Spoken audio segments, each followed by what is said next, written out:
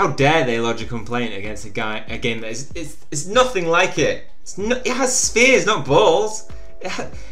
They're arenas, not gyms. Oh my god, I mean, what are they doing? Finally, what we expected, right? Niantic have allegedly not pleased that Pokemon Go lookalike Draconius exists, and they've lodged an official complaint with the App Store. You know, looking at it on just a... Come on, you're looking at it and you're thinking, oh, they're going to get sued so bad, right? They're going to get sued so bad. This game is pretty much the same game, but with everything extra that they needed. And Draconius Go, the team, are actually like flaunting it. They're like, look, they're throwing it as... They've consulted with lawyers, and they said world leading expert lawyers, and they have said back that there's the coding is different. They haven't used any of the similar graphics, so therefore it is. I mean, do Niantic have a patent? They state that they don't have a patent over AR games. Now, the thing here is are we going to see another? I don't know if you've been came up today with like YouTube news, but like Eminem sued Australian political party because they played a theme tune. Their campaign ad basically had 8 Mile, bling bling bling bling bling bling bling. Lose yourself. It wasn't exactly the same, but it was basically pretty similar. So in like music, that's copyright. I don't know how it applies for games like this. I honestly don't know. So Forbes has done a very quick report on it. So we all got sent an email if you're subscribed to... I don't know where the email comes from. It says the account comes from friends, but it is Draconius Go. So basically, Draconius Go is from they're a Ukrainian developer, if you didn't know this, Eliland. It's available in iOS and Google. Very similar to Pokemon Go, since the goal of the game is to hunt, capture, and train magical creatures. There are a few notable differences, which we all know: the PvP battles and spells.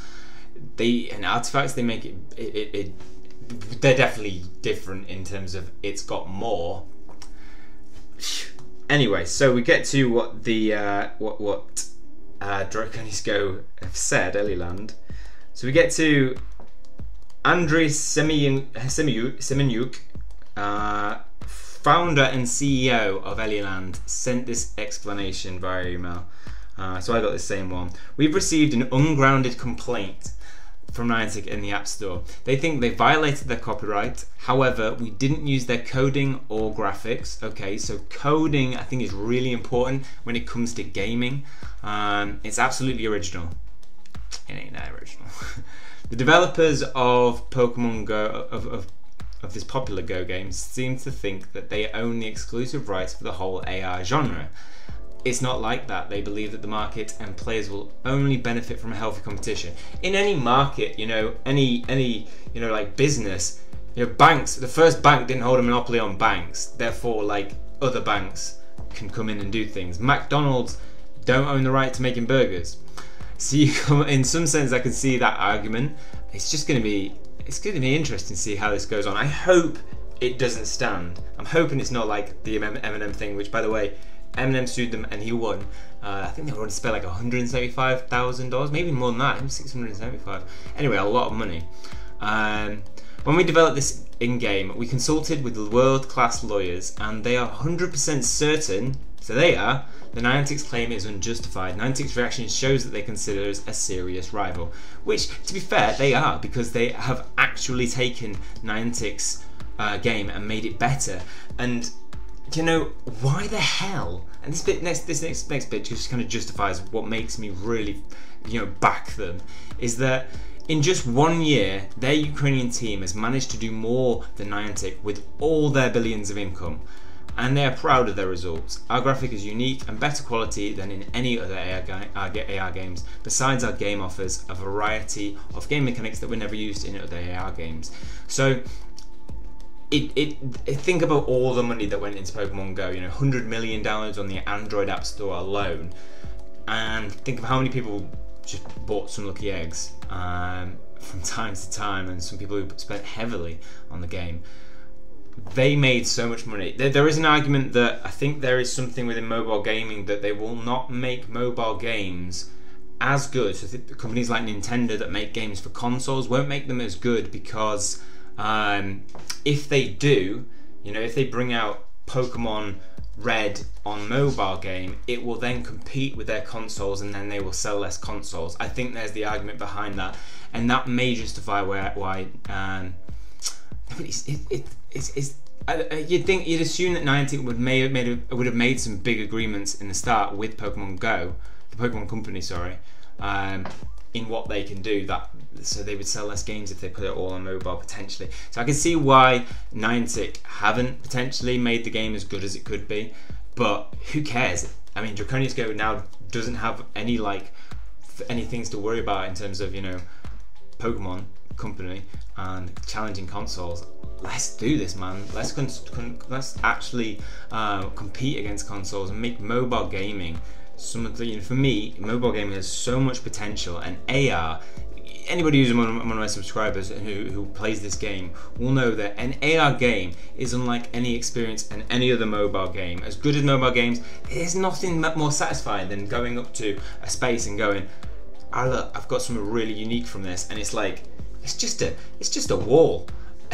But like, you feel part of something real, even though it's very much not. So I'm back in Draconius, and I hope that they don't get sued or anything, don't lose and have to actually have to get rid of the game, because that would be horrible. Or would they get rid of the game, or would they just be sued for a ton? Who knows? But they hear and understand our players. We offer them an interesting gameplay. That's what makes us special. We hope that our rivals start improving their own games instead of making complaints and ignoring their fans. Too right. Currently we're preparing new updates that we hope to make our players happy in the nearest future. You know, they're on it straight away, and they're communicating with the community. They're even flaunting these claims to the community, and you know, join up their Facebook page and their official Twitter, and they're making regular content pretty much every other day, which is what I like to see as a game, because it brings you like into it creates a way better community. Games like Destiny, where, you know, Bungie have so much interaction with the community. It's real, and it just makes a better community. So I'm backing them. Aliland didn't just toss out a game because it was trying to capitalise on the popularity of Pokemon Go, because it would have done that a year ago. Instead, Aliland developers still working on enhancing its own game, putting a huge emphasis on optimal game performance. The team has developed their own map service that stores the maps of the world on one server. Okay, don't know who that is. Nice little ad. Go away. On their own server, making them available to players almost instantly. Additionally, the team plans on introducing geochats in one of their initial updates. Wow, this feature will enable players to create and join chats in geotags that cover the entire planet. Awesome, even more creating a better community. You know, chat, I've got this golden egg from this point, from this quest, this obelisk. The egg is here, because I think somebody's confirmed that if you both get the map for the same space from an obelisk, if whoever finds, if you do your golden eggs hunts together, you could each do one of the pieces of map and save on shovels. So things like that could be really, really useful in the future. I just think they're going to improve this game so much more than Pokemon Go will do. So that's all for this update. Just really wanted to get that out there, because I think it's really interesting news that Niantic, you know, it's been on my mind. I don't even know who Aliland were, so it's nice to actually put a country to the name. Ukrainians, that's where they're making this game. Okay, that's all for this video. Hopefully you enjoyed it. See you soon.